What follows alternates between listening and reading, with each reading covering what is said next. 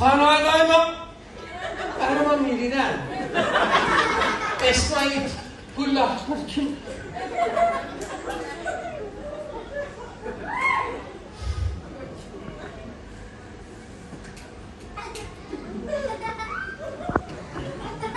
دخترم تو بغل شما اسمش چی عزیزم داری سرتو میخوارونی؟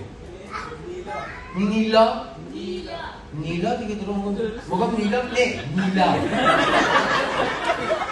قربان شهر میدون اسمشون نمیدونن معنیش چیه همون گذاشتن برای نیلا میاد پیش من یه دقیقه میره پیش من بودو دختر ماشاءالله ببین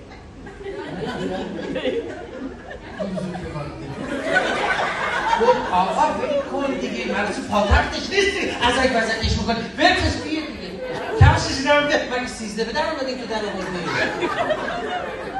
بودو نیلا جونم بودو دختر قشنگم بودو آفرین بودو از اینجا بیا از اینجا ماشاءالله بودو از اینجا دور بزن بودو چقدر قشنگه دلبر مستو مقنگ بیا بودو بالا ای جان دلم هزار الله اکبر ماشاءالله این نسلیرش ماشاءالله این گوه من اینجا رفتار کنه نگاه کن چقدر با به چای بی پول فرق کنه اسم چیه دخترم؟ نیلا. قربون شما برم من میدونی چند سالته؟ بلند بگو چند سال؟ بگی نگه تا موبایش کنم چند ساله؟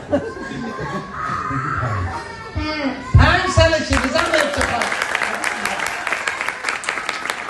از کجا اومدی؟ ایران. احسن نیلای عزیزم 5 ساله از ایران اومدن تو برنامه ما ایران؟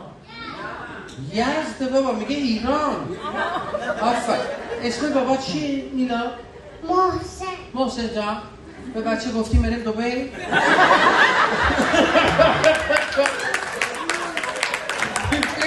ایران اومد از کدوم شهر ایران اومدی؟